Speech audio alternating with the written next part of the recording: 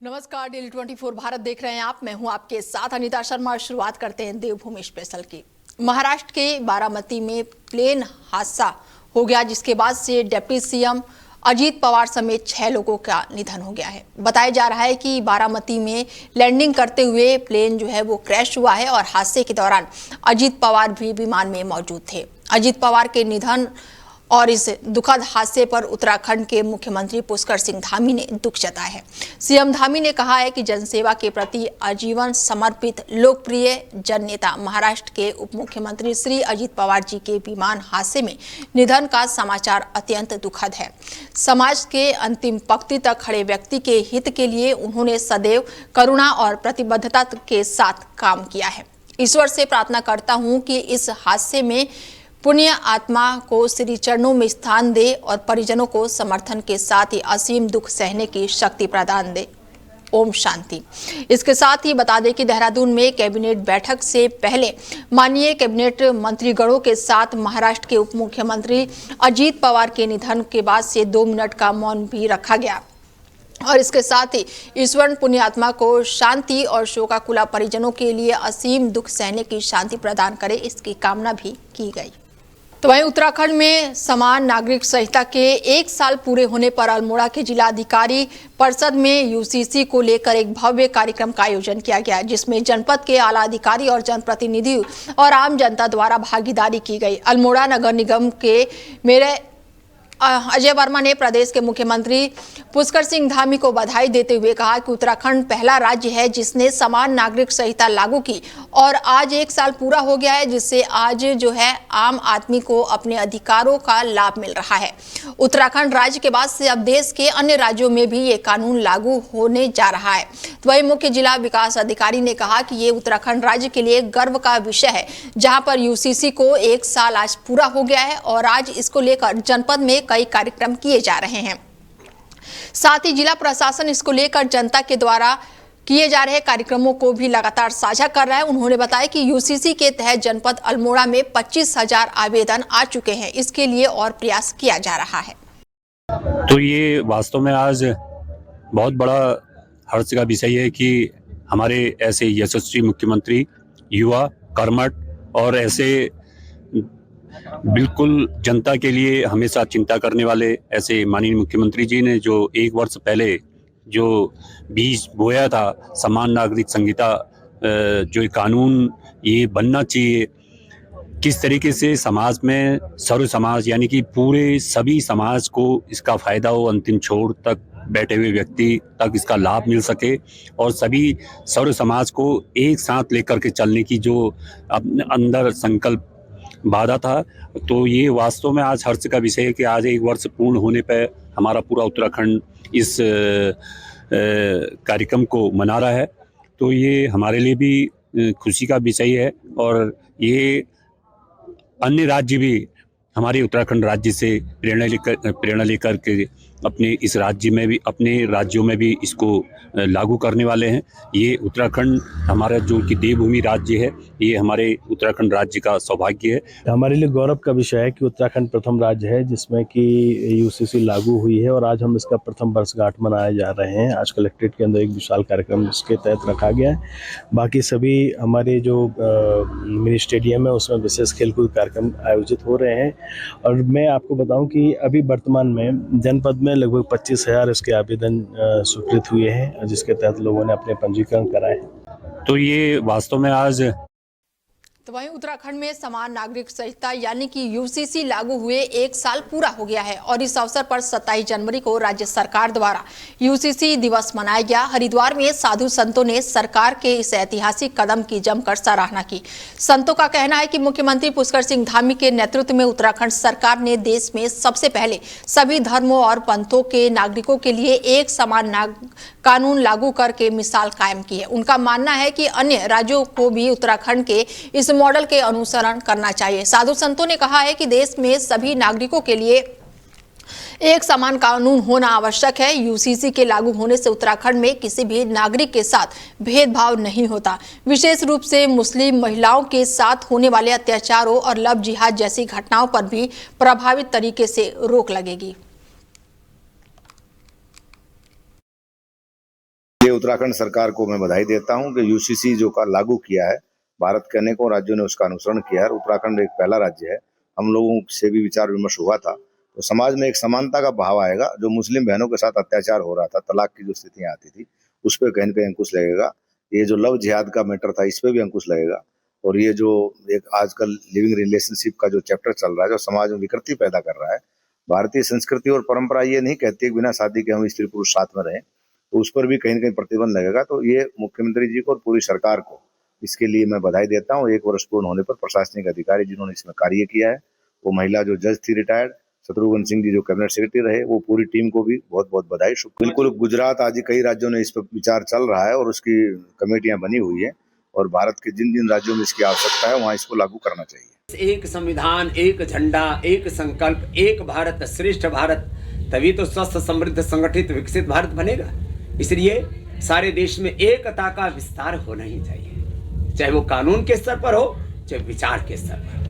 तो वही खबर उधम सिंह नगर के सीमांत खटीमा से है, जहां पर आज बता दें कि बीते दिनों हुए गणतंत्र दिवस के उपलक्ष्य में पूरे भारतवर्ष में शराब की दुकानें बंद रही। तो वहीं खटीमा में बीच बाजार रोडवेज के पास अमित हांडी चिकन नाम की दुकान में अवैध रूप से खुलेआम शराब बेची जा रही थी, और इस दौरान आबकारी विभाग की टीम सभी जगह होटल ढाबों में गश्त करते हुए भी नजर आई। बता दें कि अमित हांडी चिकन नाम की दुकान पे उनके द्वारा अवैध शराब के साथ एक युवक को गिरफ्तार किया गया है, जहां पर अमित हांडी चिकन वाले का भाई भी बताया जा रहा है।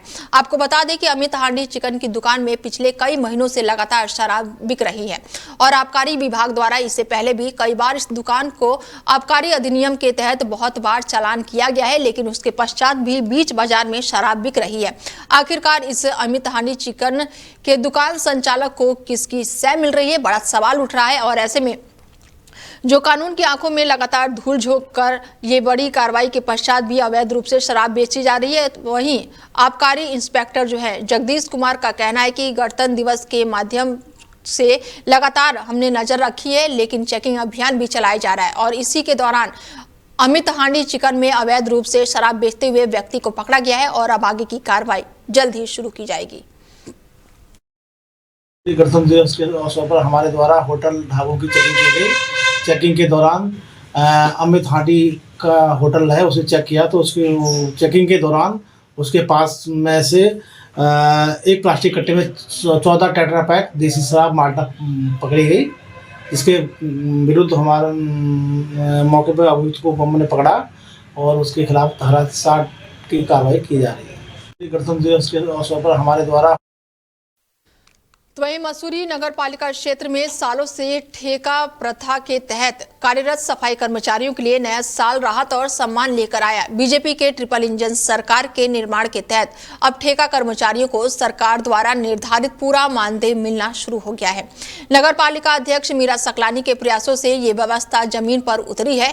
पालिका सभागार में आयोजित बैठक में अध्यक्ष मीरा सकलानी ने कहा कि समान कार्य के बदले समान वेतन हर हाल में सुनिश्चित किया जाए और किसी भी प्रकार का शोषण बर्दाश्त नहीं होगा। उन्होंने बताया कि पूर्व में कर्मचारियों को मात्र 8,000 रुपए मासिक वेतन दिया जा रहा था, जबकि सरकार द्वारा 500 रुपए प्रतिदिन मानदेय तय है। मुझे कर्मचारियों ने श्रमिक प्रतिनिधि के रूप में बुलाया था और हम नगर पालिका मसूरी में विगत कई वर्षों से 2 वर्ष से ज्यादा हो गए हम ये लड़ाई लड़ रहे थे कि भाई माननीय मुख्यमंत्री पुष्कर सिंह धामी जी ने पर्यावरण मित्रों के लिए 500 रुपए प्रतिदिन का जो जारी करा है, 15,000 साढ़े 15,000 हमारे कर्मचारी ले रहे हैं, तो आप नगर पालिका मसूरी में क्यों नहीं उसको इम्प्लीमेंट कर रहे हैं। हमेशा नगर पालिका ये कह करके टाल देती थी भाई जब तक बोर्ड बैठक निर्णय नहीं होगी हम क्या कर सकते हैं। इस बार नया बोर्ड आया, माननीय सकलानी जी जो हमारी चेयरमैन साहिबा आई हैं और साथ में जो अधिशासी अधिकारी हैं, दोनों ही बहुत पॉजिटिव और सकारात्मक रूप के रहे हैं। अभी माननीय भगवत प्रसाद मकवाना जी के साथ हम समीक्षा बैठक लेने आए थे, तो माननीय आयोग ने भी ये निर्देश जारी किए कि किसी भी कर्मचारी को किसी भी हाल में 500 रुपये प्रतिदिन से कम का वेतन नहीं देना है। साथ ही ये भी निर्देश दिए थे कि इनको वीकली ऑफ देना चाहिए, EPF ESI देना चाहिए। मैंने कई कर्मचारियों से बात करी, कार्य करने के दौरान उनका एक्सीडेंट हुआ, कभी कोई इलाज का पैसा नहीं मिला, कोई मेडिकल की सुविधा नहीं मिली। कुछ कर्मचारी एक्सपायर हुए, उन्हें बीमा का कोई फायदा नहीं मिल पाया कि उन लोगों को ग्रुप इंश्योरेंस या किसी तरह का लाइफ इंश्योरेंस मिला हो। मैं आज माननीय मीरा सकलानी जी का बहुत आभार और धन्यवाद व्यक्त करता हूं।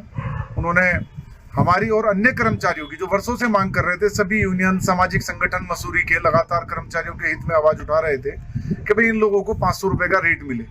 आज मीरा सकलानी जी ने जो हम लोगों के साथ बैठ के बैठक में ये निर्देश संबंधित आउटसोर्स कंपनी को दिए हैं कि इन लोगों को पूरा PF, ESI, इनका नियुक्ति पत्र, जितने भी पर्यावरण मित्र हैं हमारे door to door garbage collection वाले और उनके हेल्पर, उन सभी को नियुक्ति पत्र, उन सभी का आइडेंटिटी कार्ड और EPF, ESI की जितने कंप्लायंस है सब पूरे करके 1 माह के अंदर वो उपलब्ध कराएंगे सारा डाटा।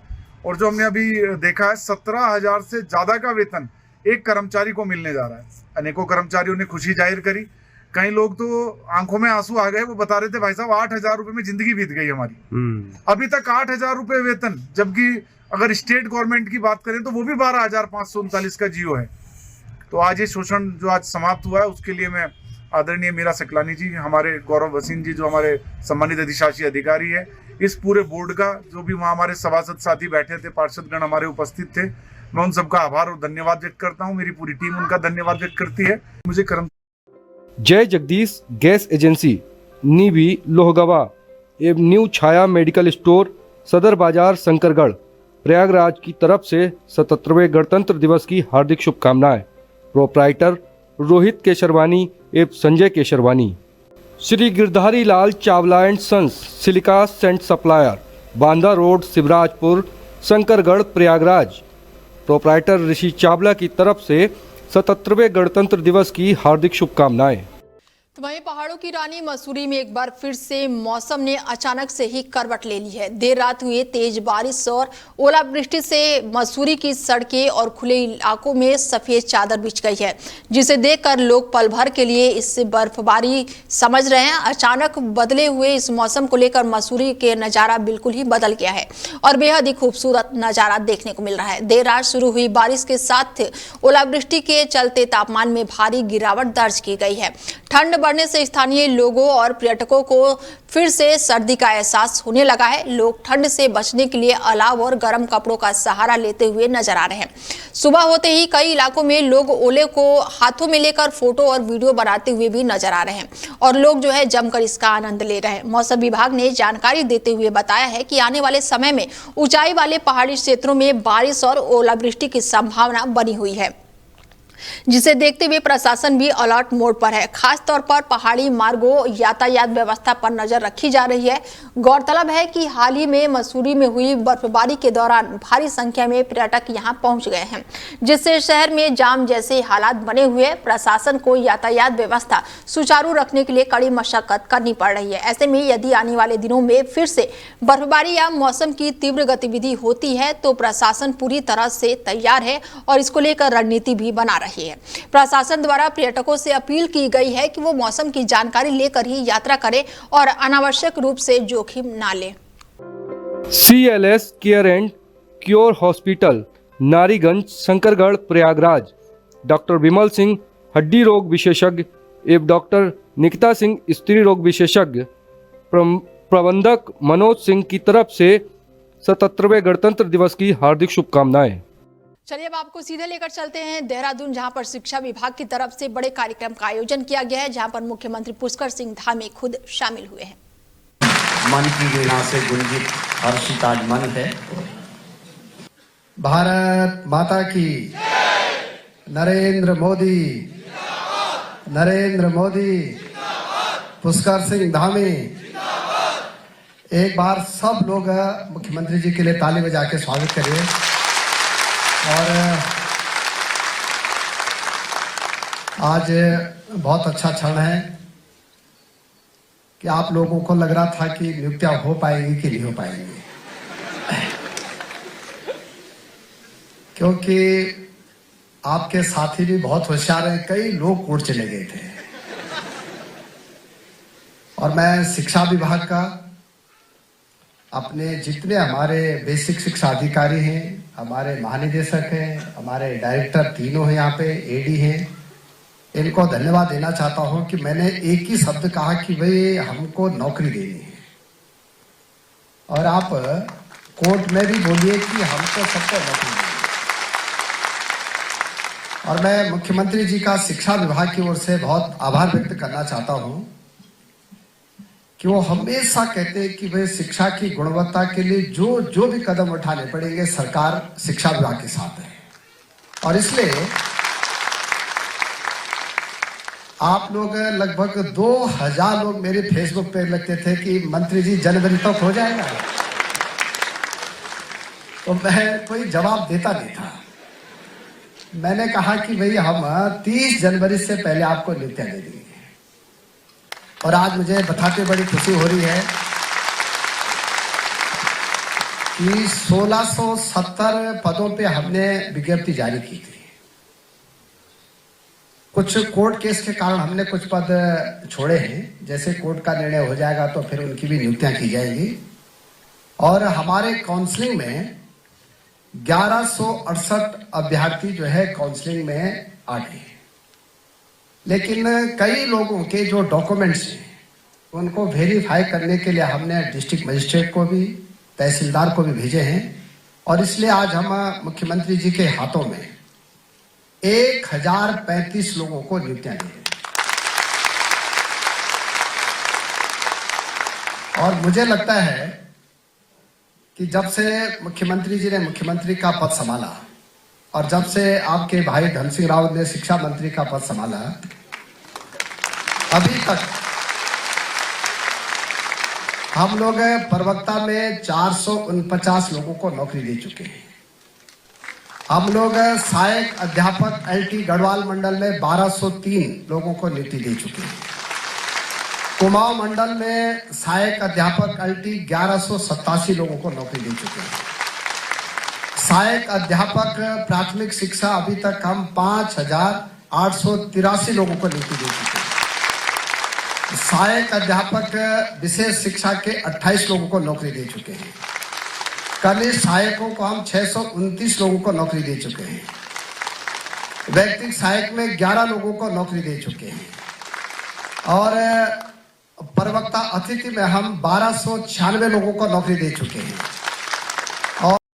और BRP CRP में हम 858 लोगों को नौकरी दे चुके हैं।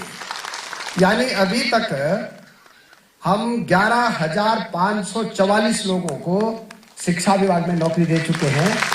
मैं एक बार फिर मुख्यमंत्री जी का आभार व्यक्त करना चाहता हूं कि उनके नेतृत्व में इतने लोगों को नौकरी मिली है। और अभी हम लोग लोक सेवा आयोग से 808 लेक्चरर के जो है फॉर्म भर चुके हैं, उनको जल्दी उनकी नियुक्ति होने वाली है। 128 विशेष टीचर LT के उनकी भी नियुक्ति हम देने जा रहे हैं।